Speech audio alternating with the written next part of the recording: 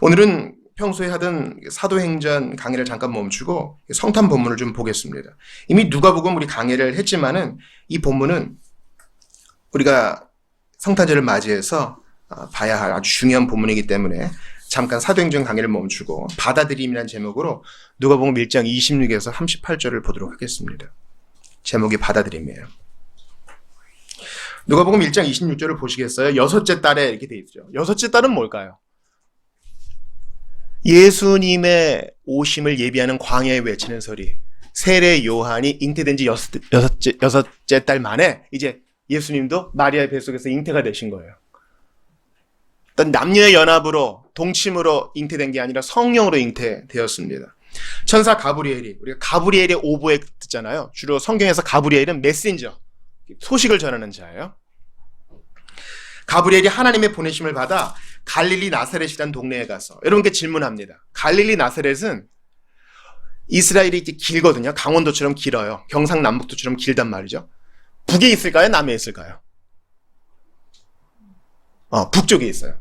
근데 갈릴리 나사렛은 여호수아서에 보면은 그 구약에 나와 있는 동네에 끼지도 않아. 아주 작은 동네예요. 아주 작은 동네. 주님이 이곳에서 나실 것이라고 예언이 됐거든요. 베들레헴에서 날 것이라고 얘기가 되셨죠. 갈릴리 나사렛도 작은 동네, 태어나신 베들레헴도 작은 동네입니다. 근데 27절 보세요. 다윗의 자손 요셉이라 하는 사람과 약혼한 처녀에게 이르니 그 처녀의 이름은 마리아라. 여기서 약혼이란 말이 중요해요. 잘 들으세요, 여러분. 2000년 전에 약혼은요, 이미 결혼한 거예요. 2000년 전에는 동방 이스라엘에서는 집안 어른들끼리 만나겠죠. 그때는 연애 결혼이 아니었을 테니까. 이렇게 결혼합시다. 그래요. 약혼을 했습니다. 그러면 결혼하는 거예요. 그리고 결혼식은 언제로 합시다 할 때 결혼식은 이제 축하하는 셀러브레이션의 시간이에요. 잔치를 오래 합니다. 그래서 여기서 약혼이란 말은 오늘날의 의미가 아니에요. 아니 그럼 파혼할 수 있지. 이런 게 아니에요. 이미 혼인신고 된 거예요. 그리고 사람들이 다 알아요. 작은 동네일수록 다 알죠. 누구랑 약혼했대. 그럼 결혼한 거네. 저 사람들이 이제 부부. 이제 결혼식을 하면 합방을 하게 되겠군. 이렇게 아는 겁니다. 28절 보세요. 천사가 그에게 들어가 이르되, 그는 이제 마리아죠. 은혜를 받은 자여 평안할지어다. 주께서 너와 함께 하시도다 하니. 마리아가 가만히 있는데 어떤 천상의 존재가 딱 나타나요. 여러분이 이런 초자연적인 일을 경험하면 대단히 놀라겠죠. 천사는 보통 남자의 형상을 지니고 있고 날개가 있다고도 전해지고 큰 후광이 있다고도 하는데 얼마나 놀랬겠어요. 근데 놀라는 마리아에게 평안을 외칩니다. 우리가 이 평안할지어다는 우리가 보통 단톡방에 샬롬 많이 하죠. 이 샬롬이 평안이에요. 29절 봐요. 처녀가 그 말을 듣고 놀라 이런 인사가 어찌함인가 생각하며, 놀라기도 하고 이게 무슨 뜻인가 생각을 합니다. 30절 31절 같이 읽어봐요. 시작. 천사가 이르되 마리아여 무서워하지 말라. 네가 하나님께 은혜를 입었느니라. 보라, 네가 잉태하여 아들을 낳으리니 그 이름을 예수라 하라. 2000년 전에 이스라엘에서는 보통 결혼 정년기가 13세에서 14세였습니다. 세계보건기구에서 30살이 넘으면 노산이라고 그러죠. 그러니까 10대 후반에서 20대가 가장 출산에 좋은 연령기긴 해요. 그때는 아무튼 이런 시기에 결혼했습니다. 그러니까 마리아가 노처녀라고 해도 17살을 넘기지 않았을 겁니다. 그러니까 10대가 받기에는 상당히 무거운 말씀이에요. 네가 은혜를 입었는데 그 은혜 입은 게 뭐냐? 너 아들 가졌어, 이 말이에요. 그 얘기는 조금 뒤에 하고요. 예수님의 오심의 의미가 뭔지 봅시다. 32절 보세요. 같이 읽어요. 시작. 그가 큰 자가 되고 지극히 높으신 이의 아들이라 일컬어질 것이요 주 하나님께서 그 주상 다윗의 왕위를 그에게 주시리니. 예수님은요, 약속대로 오신 분이에요. 여러분 저 따라해 보세요. 약속대로 오신 분. 저 뒤에 난방기 좀 꺼주세요. 이 안에 졸음의 영이 가득해요. 잠깐. 약속대로 오신 분이에요. 예수님이 오심을 잘 기억하려면 성경의 처음부터 봐야 돼요. 낙원에서 타락한 두 남녀를 위해 주님이 약속을 주셨죠? 여인의 후손에서 구원자가 태어날 것이라 그랬습니다. 그리고 하나님은 한 사람을 택하여 약속의 후손을 삼으셨으니 바로 아브라함입니다. 아브라함의 후손으로 예수님이 오셨습니다. 또한 다윗의 후손으로 예수님이 오셨습니다. 예수님은 왕으로 오셨어요. 우리 개인을 구원할 구원자로서만 오신 게 아니라 온 인류를, 택자를 구원하시고 온 천지 만물을 새롭게 하실 왕으로 오셨다고요. 다시 한번 33절 보세요. 같이 읽어요. 시작. 영원히 야곱의 집을 왕으로 다스리실 것이며 그 나라가 무궁하니라. 예수님은 하나님 나라의 왕으로 오셔요. 이 나라는 단지 이 죄인들만 구원하는 것이 아니요, 온 천지 만물을 새롭게 하실. 왜냐하면 죄로 인해 온 세상 만물이 다 타락하고 신음하고 있거든요.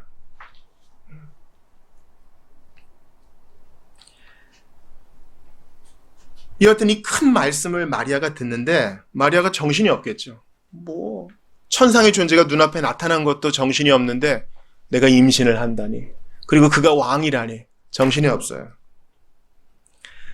그때 마리아가 질문합니다. 34절 같이 읽어요. 누가복음 1장 34절이에요. 시작. 마리아가 천사에게 말하되 나는 남자를 알지 못하니 어찌 이 일이 있으리이까. 이 안다는 말은요, 야다란 뜻으로 동침하여 안다. 그냥 뭐 얼굴만 안다가 아니라 같이 잠자리를 해서 안다는 말입니다. 나는 아직 약혼은 했지만 결혼 잔치를 안 해서 합방하지 않은 상태인데 어떻게 아이를 가질 수 있나요? 이렇게 말해요. 그때 35절 같이 읽어요. 시작. 천사가 대답하여 이르되 성령이 내게 임하시고 지극히 높으신 이의 능력이 너를 덮으시리니 이러므로 나실 바 거룩한 이는 하나님의 아들이라 일컬어지리라. 여러분, 아기가 태어나면요, 뭔가를 가르치지 않아도 자연스럽게 잘못된 것을 할 줄 압니다. 엄마가 ABC를 안 가르쳐요. 거짓말하는 법, 남의 것을 훔치는 법, 동생을 몰래 꼬집는 법, 이런 걸 안 가르쳐도 아이가 할 줄 압니다. 정상적인 남녀의 교합으로 태어난 모든 사람은 다 죄인이기 때문에 안에 죄의 씨앗을 가지고 태어나요. 그러나 예수님은 100% 하나님이시고 100% 사람이시기 때문에 요셉의 씨가 아니라 성령으로 잉태되셨습니다. 우리가 이 프로세스를 온전히 다 이해하지 못해도 이것을 신앙 고백으로 해요. 예수님은 어떻게 하나님이십니까? 성령으로 잉태되셨습니다. 예수님은 어떻게 인간이십니까? 마리아를 통해 온전한 인성을 받으셨습니다. 임마누엘 되신 예수님이, 이사야가 예언한 그 예수님이 마리아의 뱃속에 있는 것입니다. 그래서 엘리사벳도 이렇게 잉태를 했다 합니다. 나의 친척 엘리사벳도 나이가 많아가지고 이미 경수가 끊어졌는데 이미 임신 6개월이어서 임신 6개월 배가 이만큼 나오거든요. 그렇게 됐다. 나한테도 이런 일이 생기나? 아기가 생기는 건 좋은 일이지만 여러분 잘 들어보세요.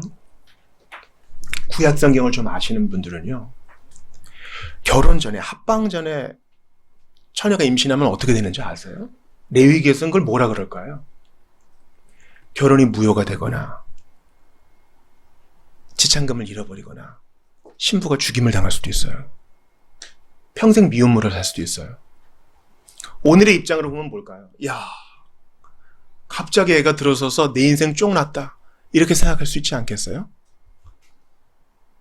이제 애한테 내 인생이 매이고 미혼모라는 프레임이 씌워져서 나는 자유롭게 못 살겠구나. 어떻게 보면 죽을 수도 있는 문제 아니겠어요? 구약시대에는 그랬어요. 마리아의 때는 그랬다고요. 야, 요셉 얼굴 한번 못 보고 이 오명을 쓰게 되는구나. 여러분이 한번 입장을 바꿔놓고 생각해 보세요. 이런 일이 벌어졌다. 그때 가브리엘이 마리아를 이렇게 격려합니다. 37절 같이 읽어봐요. 시작. 대저 하나님의 모든 말씀은 능하지 못하심이 없느니라. 말씀대로 그렇게 될 것이다. 처녀가 잉태하여 아들을 낳으리니 그 이름을 임마누엘이라 하라. 그 약속이 너에게 그대로 이루어진다. 메시아가 그렇게 오신다. 그렇게 온전한 하나님으로, 그렇게 온전한 인간으로 우리를 구원할 메시아로 오신다. 네가 그 통로가 되는 것이다. 자기 뜻대로 아니에요. 마리아는 이런 삶을 꿈꾸지 않았을 거예요. 행복한 가정을 이루고 행복하게 자녀를 출생하여 소소하지만 작은 행복을 누리며 살기를 원했을지 모르는 마리아에게 이런 일이 벌어집니다. 그때 이제 마리아의 반응이 중요해요. 오늘 핵심 구절이에요. 38절 같이 읽어봐요. 자, 누가복음 1장 38절 같이 읽어요. 시작. 마리아가 이르되 주의 요종이오니 말씀대로 내게 이루어지이다 하매 천사가 떠나고. 마리아 지금 10대라 그랬죠. 청소년이 이런 신앙 고백할 수 있다는 거는 대단한 거예요. 주의 요종이오니, 저는 당신의 것이고, 지금 가브리엘에게 말하는 거 아니에요. 나는 하나님의 종이고 하나님의 소유고 하나님의 피조물이고 하나님의 자녀이오니 하나님 말씀하신 건 무조건 선하겠죠. 그러니 내 뜻과 내 감정, 내 계획 다 버리고 당신을 따르겠습니다 하는 것입니다. 마음으로 억울할 수 있어요. 왜 나야? 왜 하필 나야?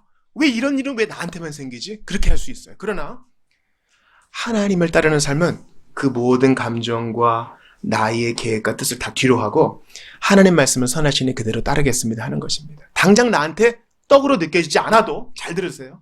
당장 나한테 떡으로 느껴지지 않아도 하나님이 하시는 것은 다 떡인 줄 알고 일단 받는 거예요.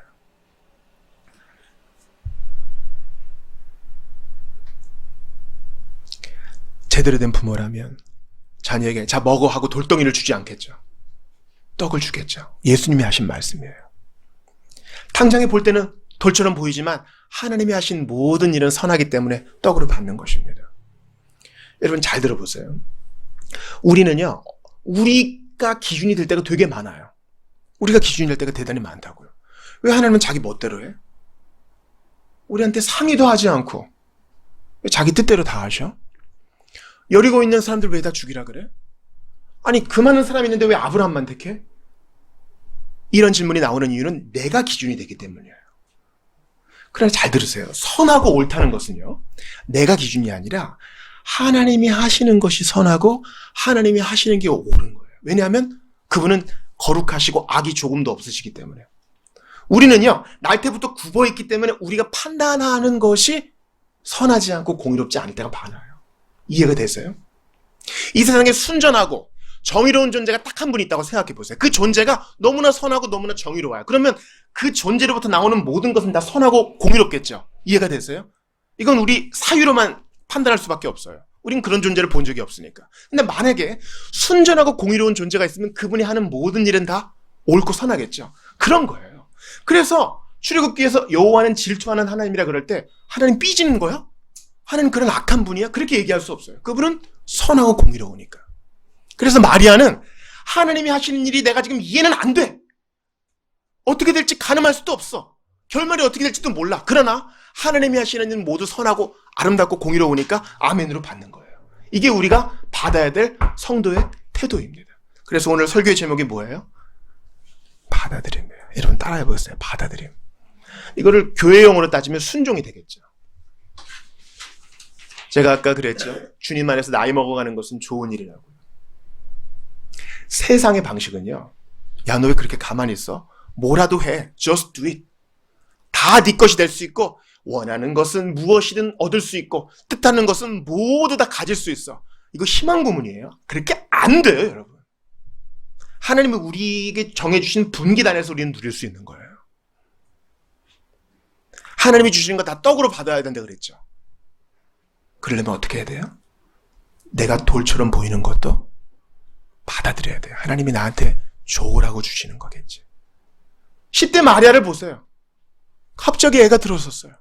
나 돌 맞아 죽겠구나. 내 인생 끝났구나. 난 앞으로 평생 미혼모라는 프레임으로 숨어 지내야 되는구나. 아니요. 하나님이 하시는 것이니까 아멘으로 받아들이는 거예요. 아멘으로 받아들이는 거예요.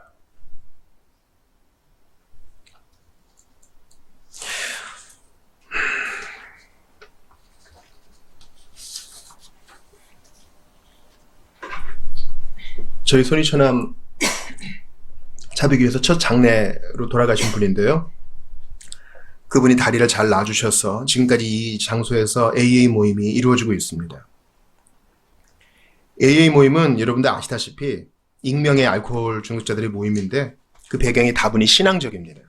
그래서 여기 모임 할 때마다 늘 읽는 게 있어요. 어떻게 하면 단주가 되는가? 여러분 궁금하시죠? 여러분 모임에 참석 잘 못 해보셨잖아요. 모임할 때 어떻게 하시는가 제가 알려드릴게요. 어떻게 하면 단주가 되는가를 읽어요. 그걸 제가 한번 읽어드릴게요.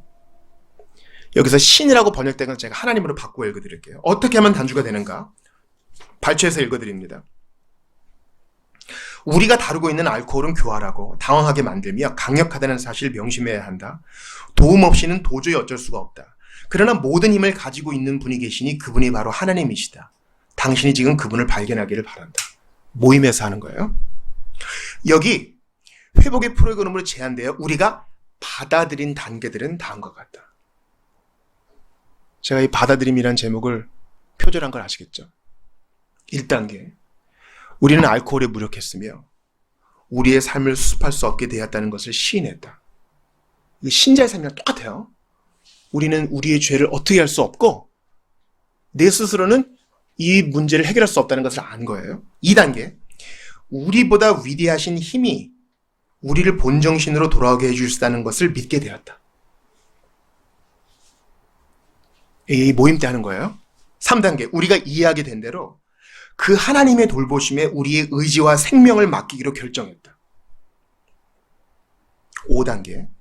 우리의 잘못에 대해 정확한 본질을 하나님과 자신에게 그리고 다른 어떤 사람에게 시인했다. 6단계.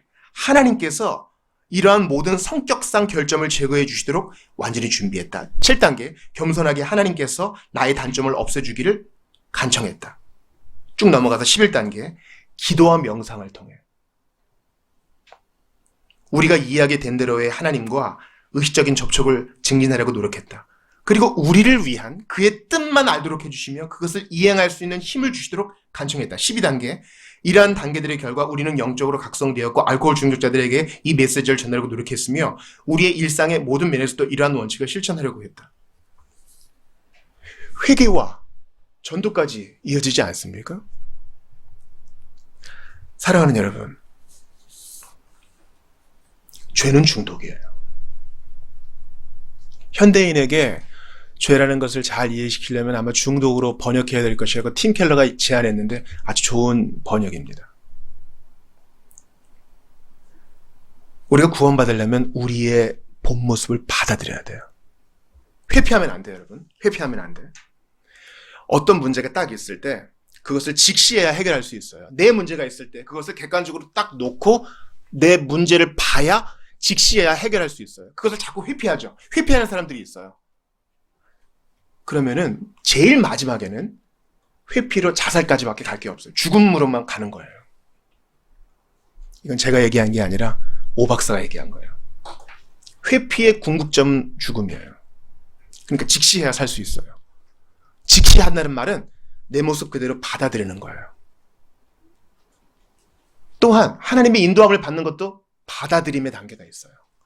하나님이 내게 허락하신 것은 내게 다 떡으로 주시는 것이요, 나 잘 되라고 주시는 것이요, 내게 선으로 주신 것이요, 나를 위한 최선의 계획으로 주시는 거예요. 현재는 답답하지. 왜 이렇게 되지? 왜 내 뜻대로 왜 안 되지?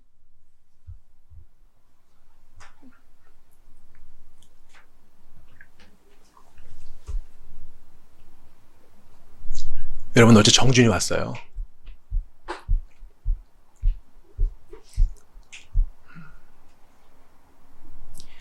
저한테 그런 얘기를 하더라고요. 정준이가 이제 여러분 23살이에요. 우리가 고2 때 봤는데 23이에요.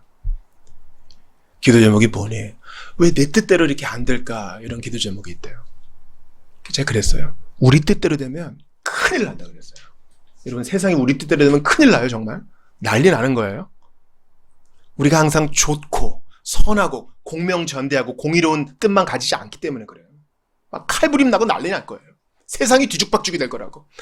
하나님이 뜻대로 세상을 주관하시고 나를 주관하시니 얼마나 감사해요.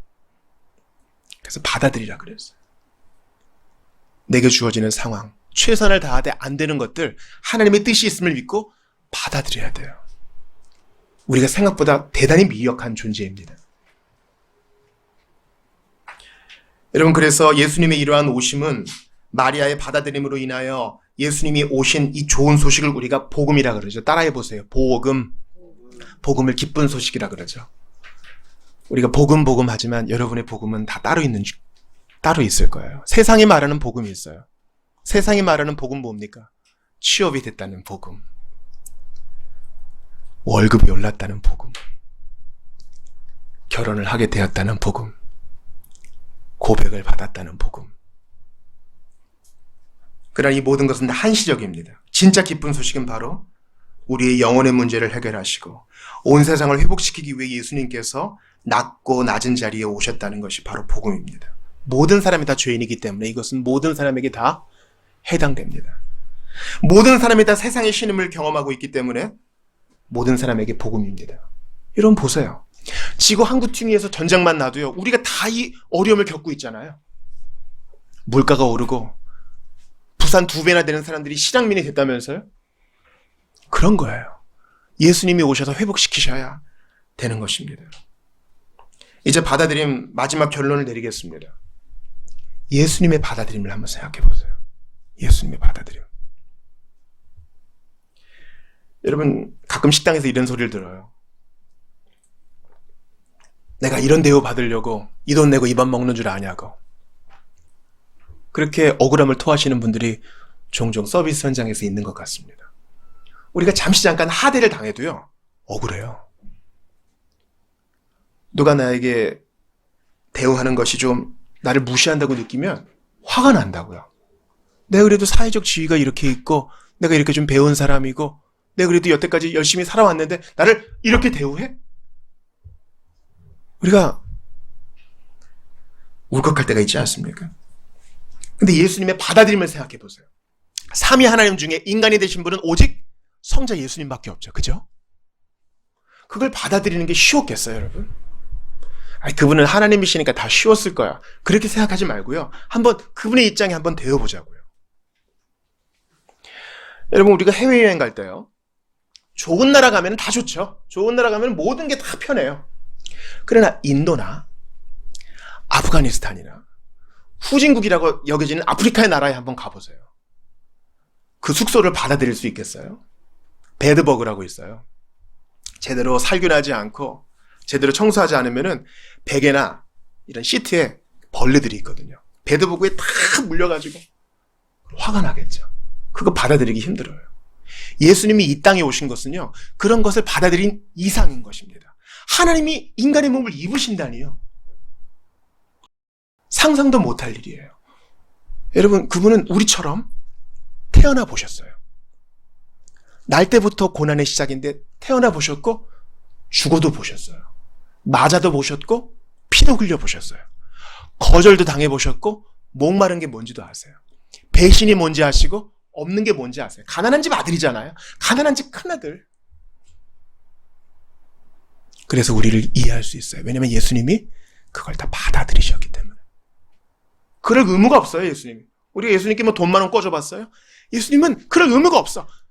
우리를 사랑하시기에 그 사랑을 보이시고 우리로 하여금 찬양 받으시려고 그냥 하신 거예요. 받아들이신 거예요. 십자가도 받아들이셨어요. 내가 이 죽음의 잔을 받아들이겠나이다. 평생 나무 일 하시던 그분이 나무에 못 박히셨어요. 못으로 테이블 만드시던 분이 자기의 몸을 십자가에 못 박히도록 내어주셨습니다. 주님이 받아들이셨어요. 죽임도 받아들이셨어요.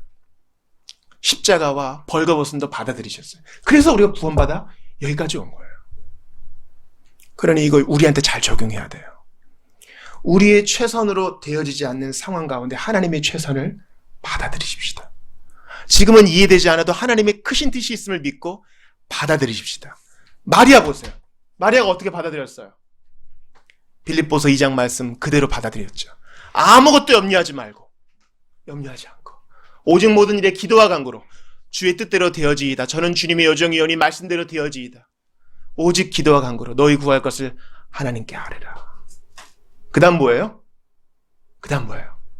아무것도 염려하지 말고 오직 모든 일에 기도와 간구로 너희 구할 것을 하나님께 감사함으로 아뢰라. 그 다음 뭐예요? 그리하면. 이 위대한 접속사가 우리 노래는 없어요. 우리 찬양에는 모든 지각이부터 나오죠. 모든 지각의 앞에 그리하면이 있어요. 그렇게 아뢰면, 마리아처럼 받아들이고 아뢰면 하나님이 도와주세요. 저는 잘 모르겠지만 일단 받아들입니다. 이후의 일들을 주께 맡깁니다. 말씀대로 이루어지이다 하면 모든 지각에 뛰어난 하나님의 평강이 그리스도 예수 안에서 너희 마음과 생각을 지키시리라. 아멘. 받아들이세요. 그러면 주께서 우리의 마음과 생각을 지켜주실 거예요. 하나님이 돈 주면 좋을 것 같아. 하나님이 집 주고 땅 주면 좋을 것 같아. 차 주고 좋은 예쁘고 잘생기고 건강한 배우자 주면 좋을 것 같아. 그러나 주님이 우리에게 진짜 필요한 게 뭔지 아시기 때문에 우리 마음과 생각을 지켜줘요. 마음과 생각을 지키지 못해 자살하고 절망하고 지금도 중독에 빠진 자들이 많아요. 그러나 마리아처럼 받아들이고 기도하면 주께서 이 모든 것을 더하실 줄 믿습니다. 우리를 위해 죽음까지 받아들이신 예수님, 우리를 위해 인간의 몸으로 아기로, 왕으로 오신 분이 우리처럼 아무것도 안 입고 아기로 나셨어요. 절대 의존의 상태로 나셨다고요. 그 누추함까지 받아들이신 예수님을 기억하면서 2022년을 잘 마무리하고 2023년도 겸손으로 살아가시는 여러분들 다 되시기를 주의 이름으로 축원합니다. 우리 짧게 같이 기도할 텐데요. 스마트폰 다 끄시고 고요히 눈을 감으시고 우리 1분간만 고요히 기도합시다. 예수님의 받아들이심, 마리아의 받아들임, 그 순종을 기억하며 저도 그리하게 하소서. 주님 말씀 붙들고 1분 정도 같이 기도합시다.